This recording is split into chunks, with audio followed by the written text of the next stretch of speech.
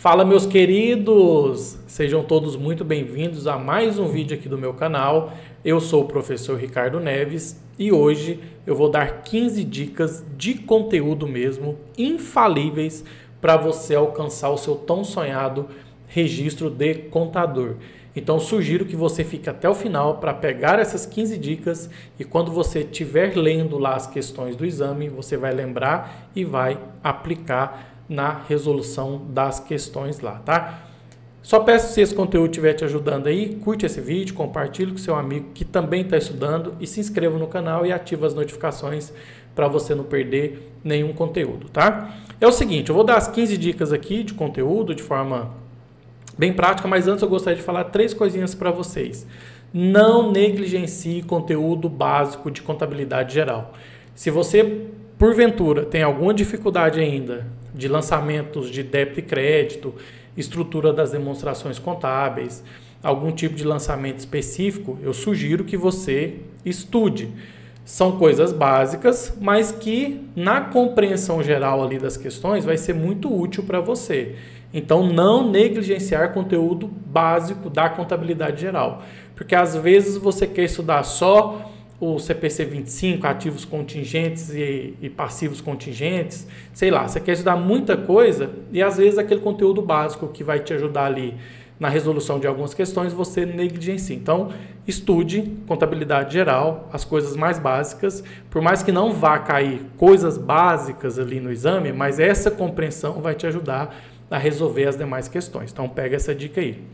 Uma outra questão é o seguinte: comece por questões que você tem confiança. Você estudou e você falou assim, contabilidade de custo eu estou mais confiante. Então vai lá e responde as questões de contabilidade de custo. São as questões de DFC. São as questões de DMPL, por exemplo. Então você vai lá e faz aquelas questões que você tem confiança. Porque você estudou e você já garante aqueles pontos ali. Por que eu falo isso? Porque senão você fica quebrando a cabeça com as questões e quando você chegar nas que você tem confiança, pode ser que você já está um pouco cansado e você não consiga ali raciocinar. Então já mata essas questões que você tem confiança, tá certo? E outra coisa que eu sempre falo é o seguinte: estude de forma específica. Para você passar no exame de suficiência, pega questões e resolva questões dos últimos exames aí. Obviamente não basta você pegar só o último exame. Você tem que ver a característica das questões de balanço, as características das questões de DRE e assim por diante. Mas você tem que treinar. Você tem que pegar as questões e treinar a resolver aquelas questões, tá? Então aí, não negligencie conteúdo básico de contabilidade geral. Comece ali no exame a responder as questões que você tem mais confiança e estude de forma específica para o exame, tá? Estude de forma específica para o exame. Agora, em relação às dicas, é o seguinte: eu fiz um apanhado aqui das questões que vem caindo de forma corriqueira no exame e o que ele pede e que às vezes essa compreensão ou a não compreensão desses fatos faz com que você digamos assim, não consiga responder a questões porque esses conceitos não vêm na cabeça. Então, a primeira dica é sobre folha de pagamento. No último exame, por exemplo, caiu a questão que bastava você apresentar, ele apresentava os valores de folha de pagamento e, com base naqueles valores, o quanto aumentaria de passivo circulante. Ou seja, o quanto que você estava devendo de folha de pagamento. E aqui você tem que ter a compreensão para responder essas questões de duas coisas. Uma coisa é a parte do funcionário e uma coisa é a parte da empresa, que a gente chama de parte patronal. Então, da parte do funcionário, você tem o salário bruto e você tem os descontos em cima desse salário bruto, tá? É o salário do seu funcionário aí, você tem um salário bruto, mas você desconta imposto de renda e desconta a previdência, você desconta o INSS. E do lado da empresa, você tem a parte patronal previdenciária a respeito da folha de pagamento e também o FGTS, tá? Então, esses são despesas relacionadas com a folha de pagamento. Então, a questão trazia salário bruto, a previdência descontada, o imposto de renda descontado, o FGTS é a parte patronal. Olha, o que aumenta, na verdade, como ele queria saber só o valor, era você só acrescentar o salário bruto ali, tá? Mais a parte patronal da empresa. Por quê?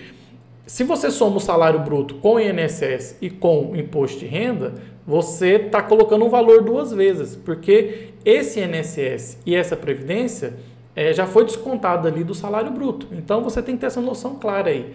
Parece uma questão simples, mas quando foi a primeira questão da prova azul, se eu não me engano, você bate o olho e você fala, vai, é só somar a parte patronal com o salário bruto. E de fato era a resposta, tá?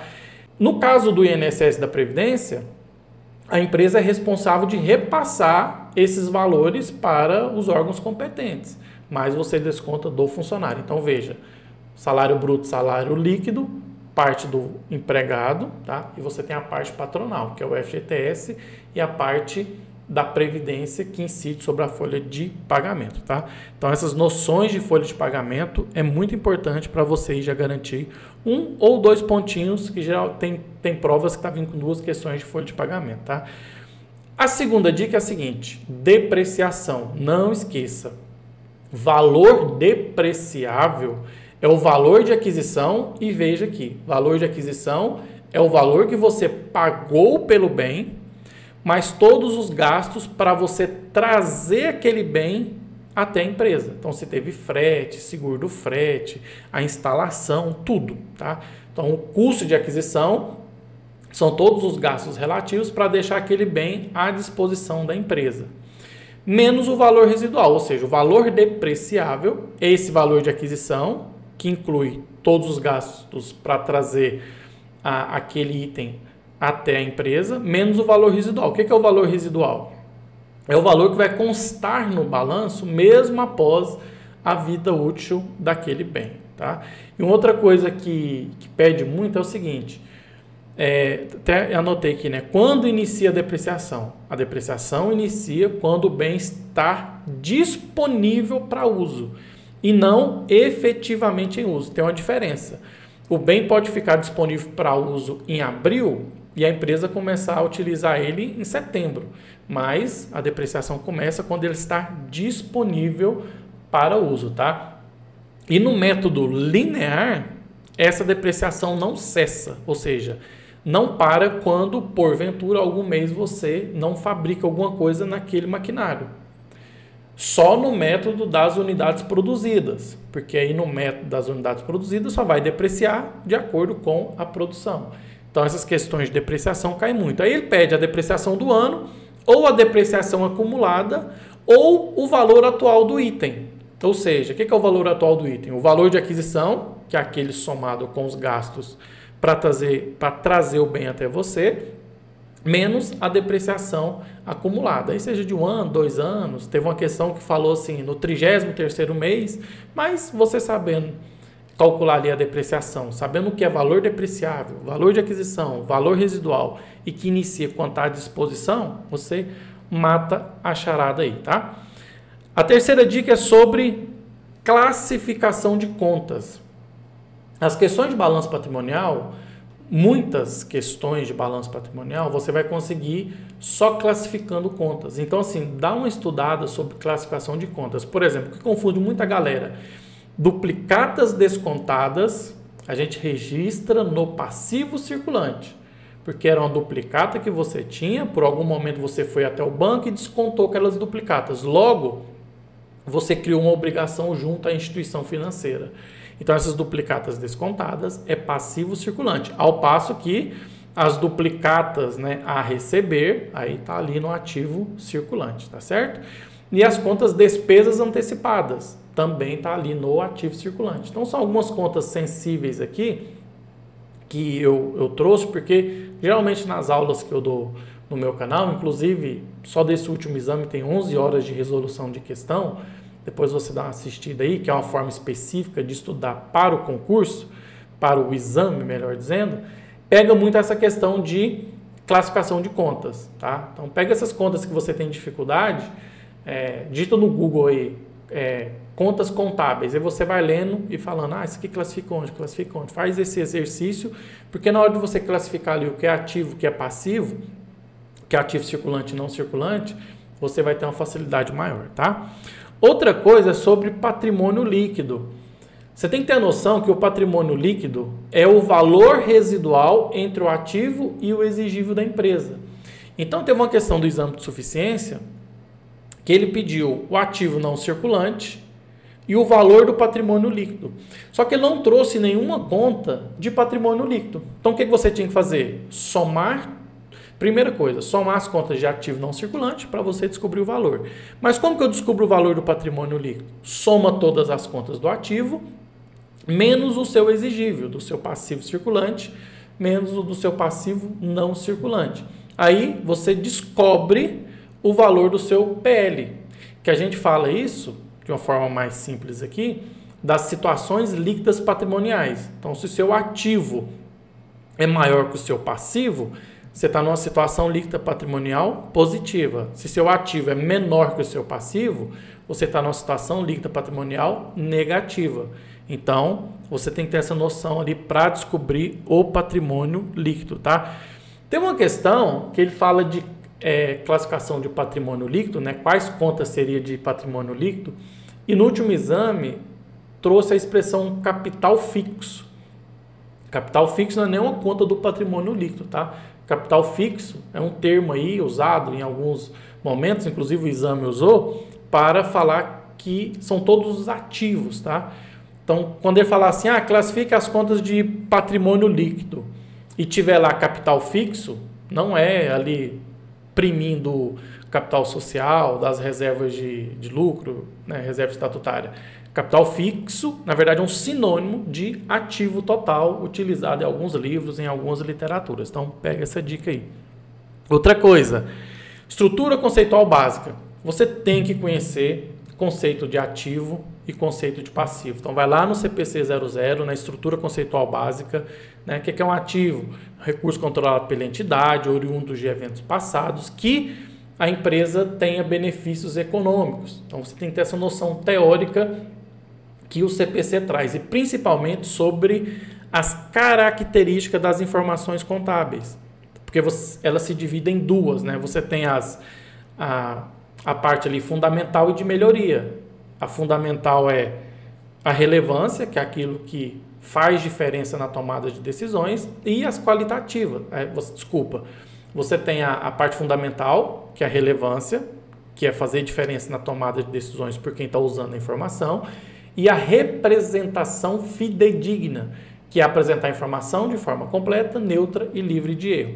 Aí você tem as características de melhoria, né? Capacidade de verificação, tempestividade, compreensibilidade, tempestividade. Então você tem que olhar o CPC 00, ler ele, mas entender essa estrutura. Porque na última prova, por exemplo, ele trouxe e perguntou assim, o que é fundamental de característica da informação e o que é de melhoria? Pô, não tem como você conhecer isso a não ser lendo, né, e estudando o CPC 00. Então, cai muito ou conceito de ativo ou conceito relativo à característica da informação. Então, pega essa dica aí. A sexta dica aqui é tributo sobre o lucro, que está caindo muito, né? Nos últimos exames aí está caindo. Você tem que separar duas coisas aqui, né? É o CPC 25. Você tem o CPC 25 que... Porque na faculdade é o seguinte, de forma geral, a gente estuda o lucro societário. Então, você vai pegar a receita, né, menos o custo da mercadoria, lucro bruto e descobre o lucro. Só que no CPC 25, no tributo sobre o lucro, que ele está exigindo é o seguinte, você tem que descobrir o lucro fiscal, porque tem algumas despesas que não é dedutível para efeito do imposto de renda. Então, o que você faz? Você pega o lucro que você apurou societariamente, que você já fez durante a faculdade toda aí você vai tirar desse lucro, né, as despesas que não são dedutíveis. Por quê? Se você tira toda a despesa, seu lucro é menor. Só que tem alguma despesa, por exemplo, despesa com multa, ela não é dedutível, tá? E geralmente o exame traz qual despesa é dedutível, ele traz lá, despesa com multa, não dedutível. Então você apura o lucro, aí você pega esse lucro, sei lá, deu R$100. Só que desses R$100 de lucro, né? Você teve uma multa ali de R$ 20 que não é dedutível, tá? Então você vai e soma essa multa a esse lucro. Então a sua base do lucro fiscal é maior porque você tirou o efeito daquela multa ali do seu lucro fiscal. E uma outra coisa que cai relacionado a tributo sobre o lucro é a questão do ativo diferido. Então você reconhece temporariamente uma provisão, por exemplo, de ação trabalhista. Você recolhe o imposto, só que você fala assim, olha, isso aqui é transitório. Lá na frente pode ser que isso aqui não se concretize. Então é o que a gente chama de ativo diferido. Você joga um ativo lá para frente, tá? Então, quando você descobre o lucro fiscal, o percentual geralmente ele traz 34% ali, seria o IRPJ corrente. Aí você pega essa despesa transitória, de uma provisão de ação trabalhista, descobre o percentual também só desse valor, que geralmente ele traz, e seria o imposto diferido, jogado para frente, que você registra lá no seu ativo, tá? Então, dá para garantir um ponto no tributo sobre o lucro. Tem dois exercícios que eu fiz aqui no canal já sobre esse assunto, tá? A 7ª dica infalível é o seguinte: você tem que conhecer a estrutura da DRE. Como que eu aprendo isso, Ricardo? Olha, o CPC 26 fala da DRE, tá? Só que há uma divergência ali entre o CPC 26 e o que a lei fala. No exame de suficiência, se você souber a estrutura da lei, resolve sua parada, tá? Você tem que estudar a estrutura da DRE, meu amigo. Você tem que pegar lá a receita bruta de venda, menos abatimentos, menos impostos, vendas canceladas. Aí você descobre a receita corrente, a receita líquida. Aí você tira o custo da mercadoria vendida, que o custo da mercadoria vendida é estoque inicial mais compras líquidas, porque nessas compras pode ter imposto recuperável, menos estoque final. Aí você descobre o lucro bruto, tira as suas despesas, né? Aí tira outras despesas que não são operacionais, acrescenta as receitas que não são operacionais, aí você tem o lucro líquido, né? O lucro líquido antes do imposto de renda. Aí você faz a provisão do imposto, aí você tem o lucro líquido após essa provisão. Aí sim, depois você tem a distribuição ali, né, dos empregados e tal. Então você tem que conhecer a estrutura da DRE. Entra na Lei 6.404 e estude a estrutura da DRE. Você tem que decorar. Eu falo isso para meus alunos. Alguns professores não gostam de ensinar a decorar, mas tem que saber. Porque o que o exame pede, ele dá várias informações e fala assim, com base nessas informações, quanto que é a receita corrente, quanto que é a receita líquida? Ah, com base nessas informações, quanto que é o lucro bruto? Como você vai saber isso? Você tem que estudar a estrutura da DRE, você tem que decorar a estrutura da DRE, tá? Eu já falei também sobre as nomenclaturas, né? Eu até antecipei um pouco ali, que é a 9ª dica, a 8ª dica, né? Que é nomenclaturas. Então, quando ele falar de capital fixo, ele está falando de ativo total, tá certo? E quando ele falar de patrimônio bruto, ele está falando também do conjunto de ativos que essa empresa tem, tá? Então, cuidado com alguns termos que você não conhece. Se você lê alguma coisa ali, por exemplo, capital fixo. Quando você fez DMPL, por exemplo, quando você estudou patrimônio líquido, você já ouviu essa expressão? Não, né? Então você pensa, isso aqui pode ser sinônimo de alguma coisa. Quando você estava estudando ali composição do patrimônio, você já ouviu essa expressão patrimônio bruto?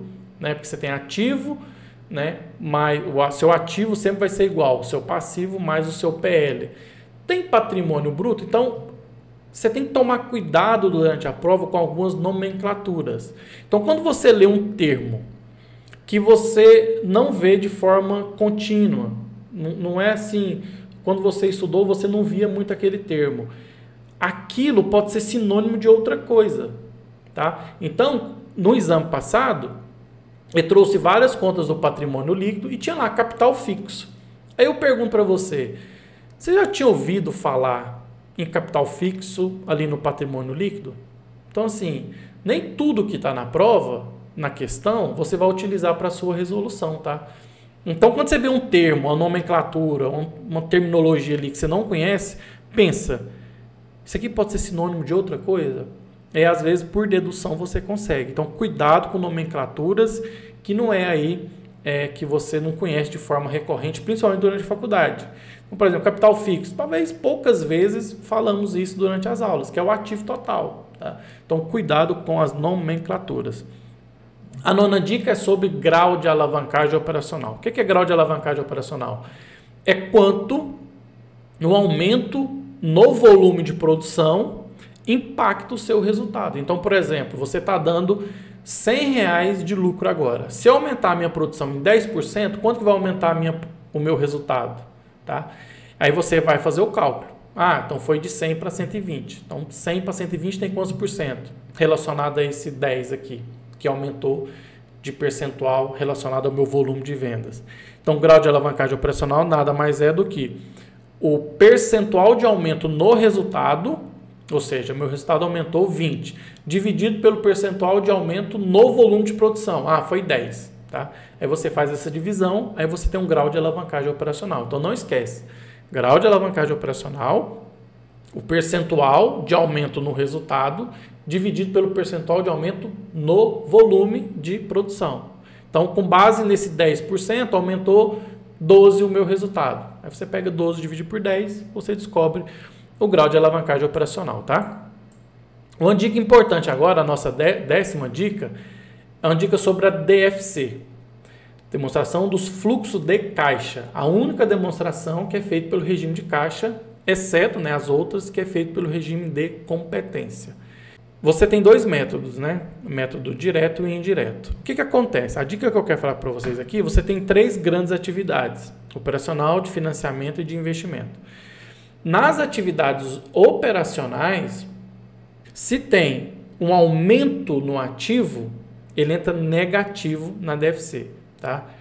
E se tem uma diminuição do ativo, ele entra positivo na DFC. E isso só nas atividades operacionais, tá? Então, o exercício vai vir assim: teve um aumento no saldo de estoque de R$1.000. Então, esse aumento numa conta do ativo nas atividades operacionais, ele entra negativo na DFC, tá? E o contrário também é verdadeiro. Lembrando que isso é só para as atividades operacionais nas contas do ativo. No passivo e nas outras contas é normal, tá? Aumento é positivo e diminuição é negativo. Então, cai muito essa questão de atividade operacional na DFC, tá?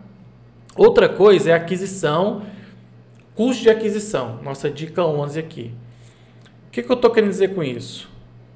Porque caiu no último exame e eu já vi outras questões a respeito disso.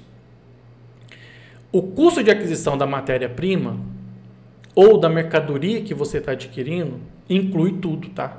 Ou seja, você comprou a matéria-prima e teve que pagar o frete, o seguro do frete e outras despesas para trazer aquela matéria-prima até você, ou mercadoria para revenda. Então, todo o custo para aquisição de matéria-prima ou de estoque para trazer até a empresa é custo da matéria-prima ou do estoque adquirido, exceto os impostos recuperáveis, né? Porque os impostos recuperáveis, depois quando você vende, você tem vai abater esse valor, né? Vai gerar um imposto ali na venda, você tem um imposto recuperável, na verdade só paga a diferença. Mas cuidado que a despesa de venda, aí ela não é custo da mercadoria, tá? Então, por exemplo, assim, eu paguei frete para trazer a matéria-prima ou estoque até a empresa. Então, esse estoque, essa matéria-prima, é o custo dela, entra no custo. Só que aí você vendeu o produto, aí é despesa de venda, não tem nada a ver com custo, tá? Então, assim, na aquisição é custo de tudo, exceto os impostos recuperáveis, mas na venda não, na venda é despesa de venda normal, tá? Dica número 12, custos.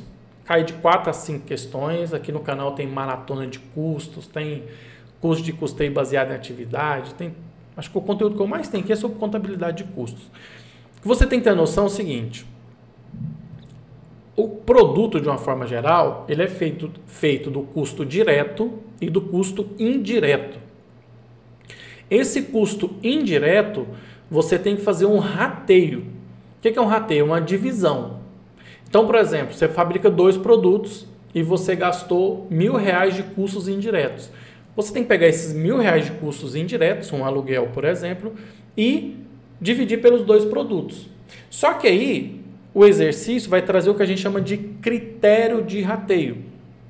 Pode ser pela quantidade produzida, você vai fazer na proporção da quantidade produzida. Pode ser com base na matéria-prima, ou seja, aquele produto que gastou mais matéria-prima vai absorver mais custos indiretos, aí você descobre o percentual da matéria-prima e aplica ali os R$1.000 para essa divisão, tá? Então você vai pegar os custos indiretos e vai fazer o rateio, ou seja, uma divisão com base em algum critério. Qual critério é esse, Caio? O critério que o exercício trazer. Sempre traz o critério, tá? Isso no custeio por absorção. No custeio departamental, os custos indiretos vão para os departamentos e depois que eles vão para os produtos que passam por esses departamentos. Nós temos também o custeio baseado em atividade, que esse custo indireto vai para a atividade necessária para que aquele produto fique pronto. Essa atividade tem um direcionador e esse direcionador, por sua vez, precisou de um recurso que é esse valor. Então, com base na atividade e no direcionador que os produtos tiveram, você faz o rastreio do dinheiro, tá? Do valor que vai ser alocado para cada produto. Aí nós temos o custeio RKW, que você considera como custo todos os custos diretos, os indiretos e também as despesas. Sim, gerencialmente a gente explica isso. Então, se ele pedir o custeio pelo RKW ou custeio pleno, você vai pegar o custo direto mais o custo indireto mais as despesas, tá? E vai somar isso ao custo do produto. E temos também o custo variável, que você vai considerar como custo do produto somente os custos variáveis, mão de obra e matéria-prima, tá? Os custos fixos você não vai colocar como custo daquele produto. Por quê, Ricardo? São informações gerenciais que aí nas aulas de contabilidade de custo a gente estuda. Então, fica essas dicas aí. Custeio por absorção, ABC, departamental, RKW e variável, tá? Cai muito essas questões. Outra questão que traz com forma recorrente, que é a nossa 13ª dica aqui, é a margem de contribuição e ponto de equilíbrio contábil.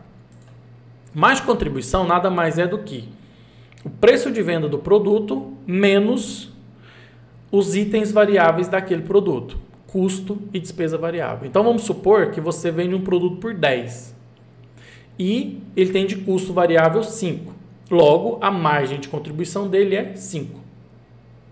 O que esse 5 significa, Ricardo? Que cada produto contribui com R$5 para cobrir os custos fixos e depois formar o lucro, tá? A gente utiliza isso para essa informação, quanto que cada produto contribui de forma líquida para cobrir os custos fixos e depois formar o lucro, mas também para calcular o ponto de equilíbrio contábil, ou seja, quantas unidades são necessárias para que eu venda e não tenha prejuízo, ou seja, o lucro vai ser 0. Então, você vai pegar os custos fixos totais da empresa e vai dividir pela margem de contribuição unitária. Então, você tem que ter essa noção. Margem de contribuição, preço de venda, menos os itens variáveis. Então, se você vende um produto por 10 e você tem 5 de custo variável, ou seja, ou você comprou ele por 5, ou você produziu ele por 5, então cada produto contribui com R$5 para cobrir os custos fixos e depois formar o lucro, tá? Isso serve para ter essa informação e também para calcular a margem de contribuição. Desculpa, para calcular o ponto de equilíbrio contábil, que aí você vai pegar os custos fixos totais e vai dividir pela margem de contribuição unitária.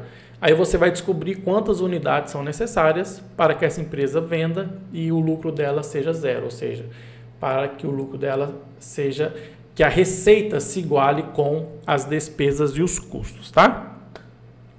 Nossa 14ª dica é sobre DMPL. Pensa o seguinte: demonstrações das mutações do patrimônio líquido. ela é uma demonstração que vem caindo assim de uma forma recorrente nos últimos exames e você tem que ter a noção do seguinte. O que é mutações? É a variação. Então, você tinha um patrimônio líquido de 100 e agora é 120. Por quê? Houve aumento do capital? Houve um aumento de lucro? Então, o que você tem que ter a noção é o seguinte. Ele pediu alguma questão relativa à demonstração das mutações, você tem que identificar o que impactou aquele patrimônio durante aquele período.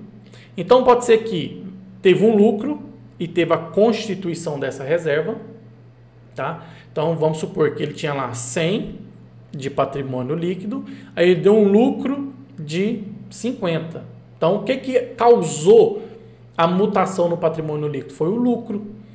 Aí, desse lucro, você tem que fazer a destinação das reservas. Reserva legal, reserva estatutária, de contingência e assim por diante, tá? Então, aí, você tem que identificar o que mudou o patrimônio líquido de um período para o outro. Aí, ele vai te perguntar, o que causou? O capital social era tanto e agora é tanto, a reserva de contingência era tanto e agora é tanto. Então, você tem que passar a identificar quais são essas mudanças que ocorrem de um período para o outro. Lembrando que, no caso da DMPL, uma questão muito interessante é a questão da reversão da reserva. O que isso significa? Eu tinha uma reserva de contingência. Conforme o próprio nome sugere, é uma contingência que você faz para ajudar no eventual prejuízo futuro. Falando de forma simplificada. Então, você tinha uma conta lá assim, de 50 mil de reserva de contingência. Aí, você vai ter uma conta prejuízos acumulados lá no seu PL. Aí você quer usar o valor daquela reserva para fazer ali a distribuição das novas reservas, distribuição dos dividendos da empresa. O que você faz? A reversão da reserva. O que significa? Você vai tirar da reserva de contingência e vai colocar na DLPA, que é a demonstração dos lucros e prejuízos acumulados. Então, lucro anterior, lucro atual, reversão de reserva, a constituição das reservas e a distribuição do dividendo, tá? Lembrando que no caso, se a empresa apresentar a DMPL, a DLPA vem lá dentro, tá? É uma coluna da DMPL. Então, a demonstração dos lucros e prejuízos acumulados vem dentro da demonstração das mutações do patrimônio líquido, tá? E a nossa 15ª dica é sobre análise das demonstrações contábeis. O que isso significa? Você tem que dominar e saber as fórmulas de índice de liquidez geral.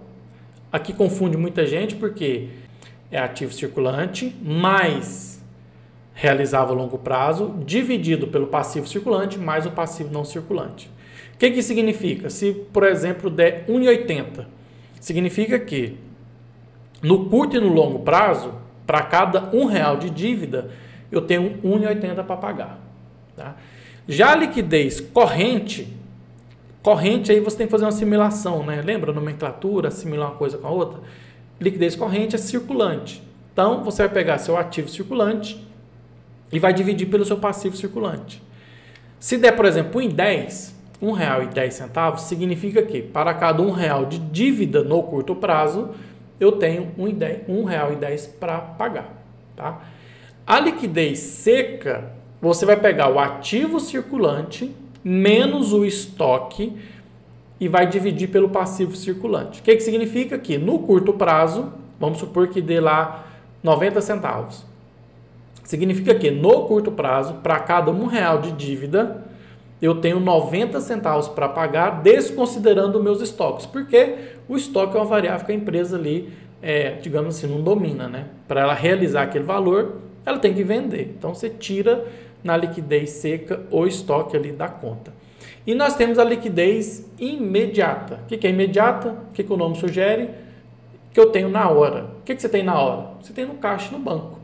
Então, você vai pegar suas disponibilidades e vai dividir pelo seu passivo circulante. Significa que, vamos supor que dê lá 60 centavos. Significa que para cada R$1 de dívida no curto prazo, eu tenho 60 centavos para pagar agora. Então, essas fórmulas e esses conceitos, assim como a DRE, aqui também agora dos índices de liquidez, você tem que saber. Você tem que dominar algumas fórmulas, decorar por algumas vezes, você tem que entender os conceitos, obviamente, o que significa e tal, mas você também tem que, algumas coisas, ter de cabeça. Liquidez geral, ativo circulante mais ativo circulante mais o realizável a longo prazo, né? Estava certo? Então, repetindo, a liquidez geral, o ativo circulante mais o realizável a longo prazo dividido pelo passivo circulante mais o passivo não circulante. E assim por diante. O corrente, ativo circulante, dividido pelo passivo circulante. A seca, você pega o ativo circulante menos o estoque, dividido pelo passivo circulante. E a liquidez imediata, disponibilidade, dividido pelo passivo circulante. Então, você tem que ter essas noções gerais para você lograr êxito aí na sua prova. Obviamente, foi um resumão aqui, já tem 36 minutos de vídeo. Mas que com esses conceitos, na hora que você estiver lá respondendo suas questões, você pode lembrar e com certeza vai te ajudar com essas dicas aí, tá? E é o seguinte, se você chegou até aqui, você merece a 16ª dica, uma dica a mais do que eu prometi lá no início do vídeo. Então, se você chegou até aqui, coloca aqui nos comentários, tamo junto, professor, ou algo parecido aí para eu saber que você chegou até o fim do vídeo aqui, tá? A 16ª dica é sobre ativos contingentes e passivos contingentes. O que isso significa, Ricardo? Quando você vê a palavra contingente aí, é incerto, duvidoso, pode acontecer ou não. Então, por exemplo, você tem uma ação trabalhista que está sendo julgada. Eu reconheço isso no balanço? Eu tenho um crédito tributário que eu posso receber porque foi cobrado a mais durante um período aí e vai entrar no futuro, mas é incerto. Aí você tem que decidir se contabiliza ou só divulga. Eu fiz um mapa mental aqui e vou compartilhar agora que não tem erro. Então é o seguinte, se estiver tratando de passivo, vamos falar do passivo primeiro. Se aquele passivo é provável que aconteça, você contabiliza, tá? Se aquele passivo for possível que aconteça, você não contabiliza, mas você divulga em nota explicativa. E se for remoto, a possibilidade daquele passivo acontecer, você não faz nada. Como que isso acontece? Geralmente no exame de suficiência, vem ali uma historinha que o departamento jurídico considerou como provável que aquele passivo aconteça. Então, se for provável, você já contabiliza. Se for só possível, se o departamento jurídico, os contadores ali falar que é só possível que aconteça e não provável, você só divulga. E se for remoto, aí você não faz nada, tá? Então, a dica aí. Então, geralmente ele traz ou o conceito para você marcar qual que é o correto, ou ele fala assim, olha, tanto passivo, existem tantas ações que são prováveis, tantas ações que são possíveis. Então, se vier 2 ações que são prováveis, aí você vai falar, vou contabilizar tanto. Ah, são 3 que são possíveis, então vou só divulgar esse valor. Então, você tem que ter essa noção aqui, tá? Provável contabiliza, possível divulga e remoto não faz nada. Já no ativo, muda um pouco, tá? Se for praticamente certo, ou seja, eu estou discutindo uma ação trabalhista com crédito tributário. É praticamente certo que isso aconteça? Se o departamento jurídico, a galera ali falar que é praticamente certo, contabiliza. É só provável que aquilo aconteça? Você não contabiliza, mas você divulga, tá? E se for improvável, aí você não faz nada, você nem contabiliza e você nem divulga. Então tá aqui, pega esse mapa mental, se é passível, provável, possível ou remoto, e se for ativo, praticamente certo, provável ou improvável, com certeza você vai acertar todas as questões do CPC 25 relacionadas a isso. Então, se esse conteúdo te ajudou, peço só para você se inscrever no canal, tá? Compartilhar esse vídeo com seu amigo. Aqui na descrição tem uns cursos, eu tenho um curso completo de preparatório do exame. Lá tem já mais de 30 horas, mais de 120 aulas com esses conceitos aprofundados, colocando ali questões, corrigindo e tal.